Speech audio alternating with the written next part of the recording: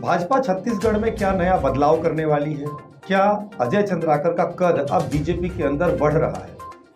ये तमाम सवाल अब राष्ट्रीय कार्यकारिणी की जो सूची जारी हुई है उसके बाद अब चर्चाओं में है, क्योंकि 15 साल की सरकार के बाद बीजेपी जिस तरीके से इस वक्त 14 सीटों पर सिमटी हुई है और 2024 में 23 में 2 चुनाव होने हैं लोकसभा की और प्रदेश में 2023 में विधानसभा के चुनाव होने हैं। वैसे में बीजेपी के सामने में बड़ी चुनौती है कि वो किस तरीके से खुद को आगे करती है।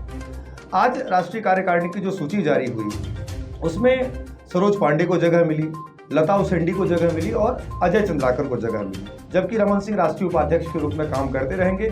एक विशेष आमंत्रित सदस्य के रूप में बिलासपुर से सांसद आते हैं अरुण साव, उनको भी जगह दी गई है। तो कहीं ना कहीं जो ओबीसी वर्ग को साधने की कोशिश दिखती है बीजेपी की, वो इस सूची में भी नजर आती है, क्योंकि अजय चंद्राकर कुर्मी समाज से आते हैं, अरुण साव जो है वो साहू समाज से आते हैं। तो साहू समाज और कुर्मी समाज एक बड़ा वोट बैंक है किसमें, पिछड़ा वर्ग की स्थिति में। वहां पर जिस तरीके से बीजेपी कोशिश कर रही है, नए चेहरों को आगे कर रही है, उससे ये लगता है कि बीजेपी कुछ नए बदलाव करने की दिशा में काम कर रही है। लता उसेंडी को जगह दी गई। लता उसेंडी बस्तर क्षेत्र से आती हैं, आदिवासी वर्ग से आती हैं, तो सभी वर्गों को एक तरह से स्थान देने की कोशिश जो है बीजेपी की वो है।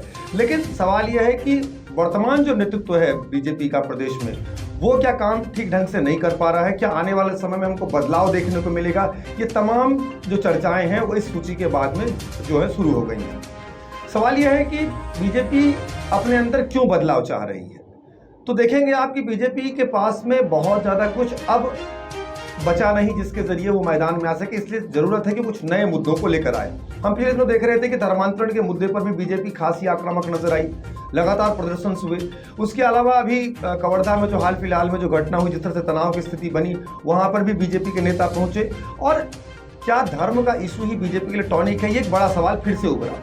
लेकिन सबसे इतर अगर हम बात करेंगे, जिस प्रकार से अजय चंद्राकर का कद बढ़ा है, उससे इस बात की संभावनाएं काफी बढ़ रही हैं कि अजय चंद्राकर को प्रदेश में कोई बड़ी नई जिम्मेदारी दी जा सकती है। अजय चंद्राकर इस वक्त प्रदेश की जो बीजेपी है उसमें प्रवक्ता भी हैं, साथ ही साथ मुखर नेता हैं, लगातार प्रदेश सरकार के खिलाफ बोलते रहते हैं। तो इस लिहाज से माना जा रहा है कि इस सूची के मायने ये निकालने चाहिए कि अजय चंद्राकर का कद बढ़ेगा, उन्हें नई जिम्मेदारी दी जाएगी। तो सवाल यह है कि क्या विष्णुदेव साय के कामकाज से संगठन खुश नहीं है? क्योंकि पिछले दिनों जिस तरीके से बस्तर में चिंतन शिविर में बीजेपी चिंतन करती हुई नजर आई, उससे यह तो लगा कि बीजेपी की चिंताएं काफी ज्यादा बढ़ी हुई हैं। चिंता इस बात की है कि उनके पास में नए चेहरे कौन हैं, क्या जो 90 सीट है उन 90 सीटों पर वो किस तरीके से नए तरीके से काम करना चाहती है।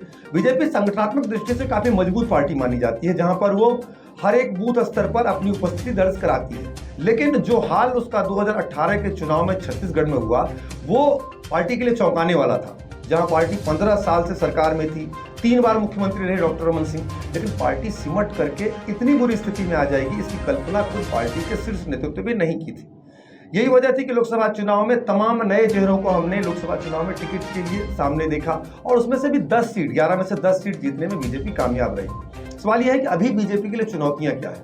चुनौती इस लिहाज से बीजेपी के लिए है कि लगातार भूपेश बघेल या जो बाकी नेता हैं कांग्रेस के, वो कहीं ना कहीं छत्तीसगढ़ की जो स्थानीय परंपराएं, स्थानीय भूमिकाएं हैं, उसको लगातार आगे करते रहे हैं और उस मामले में कहीं ना कहीं बीजेपी दूर भी जाती दिखाई पड़ी है। और एक छत्तीसगढ़िया बाद की शुरुआत कह सकते हैं। कांग्रेस यहाँ पर जो दाव खेल रही है उसमें छत्तीसगढ़ के स्थानीय मुद्दों को, स्थानीय लोगों को जोड़ने की उसकी कोशिश, खासतौर पर किसानों को जोड़ने की कोशिश, जो स्थानीय संस्कृति है, कार्यक्रम है, उनको, खासतौर पर हमने कुंभ मेला को भी देखा, जिस तरीके उसका नाम बदल के पुन्नी मेला किया गया।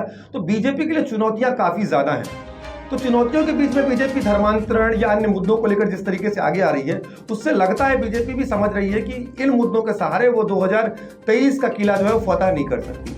इसलिए उसको जरूरत है नए चेहरों की, आक्रामक चेहरों की, एग्रेसिव पार्टी पॉलिटिक्स की। इस लिहाज से अजय चंद्राकर का जो कद बढ़ा है, उससे संभावनाएं बढ़ी है कि अजय चंद्राकर को पार्टी प्रदेश में भी बड़ी भूमिका दे सकती है।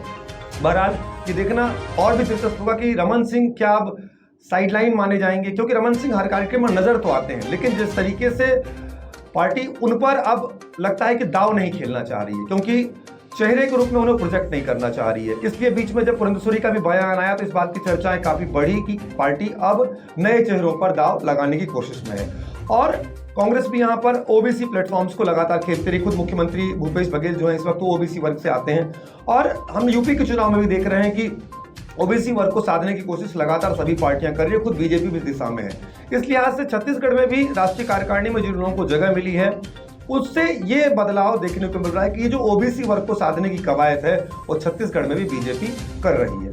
अब ये देखना होगा कि जिन नेताओं पर राष्ट्रीय कार्यकारिणी में महत्वपूर्ण जिम्मेदारियां दी गई हैं उनको किस तरीके से बीजेपी आगे करती है। सरोज पांडे फिलहाल जो जानकारी मिली है उसके मुताबिक वो चोटिल हो गई हैं, सेक्टर 9 अस्पताल में भर्ती हैं, लेकिन सरोज पांडे भी एक तेज तर्रार महिला नेत्री मानी जाती हैं, खासतौर पर बीजेपी में। वो राज्यसभा में भी रही हैं, महिला मोर्चा की भी राष्ट्रीय अध्यक्ष रही हैं, पार्टी की राष्ट्रीय महामंत्री भी रही हैं। तो इस लिहाज से ये देखना महत्वपूर्ण होगा कि जिम्मेदारी किस पाले पर और किस, क्योंकि बीजेपी के अंदर गुटबाजी की भी बातें पिछले दिनों काफ़ी खुलकर सामने आई जब नेता प्रतिपक्ष के चयन को लेकर के पार्टी में आपस में ही खींचतान मच गई थी। हालांकि उस पर काफ़ी लंबा वक्त बीत गया, लेकिन संगठनात्मक दृष्टि से देखा जाए तो बीजेपी बड़े कार्यक्रम और बड़े स्तर पर खुद की उपस्थिति दर्ज कराने में अभी तक नाकामयाबी साबित हुई है। ऐसे में ये जो बदलाव है ये बीजेपी के अंदर कितनी ऊर्जा लेकर के आएगा, किस चेहरे को कितना तवज्जो मिलेगा और क्या आने वाले समय में प्रदेश अध्यक्ष का जो पद है उसमें हमें एक बड़ा बदलाव देखने को मिलेगा। टाइम 8 से आप लगातार जुड़ें, हमारे चैनल को सब्सक्राइब करें। हम लगातार आपको छत्तीसगढ़ से जुड़ी तमाम जानकारियों से अपडेट कराते रहेंगे। धन्यवाद।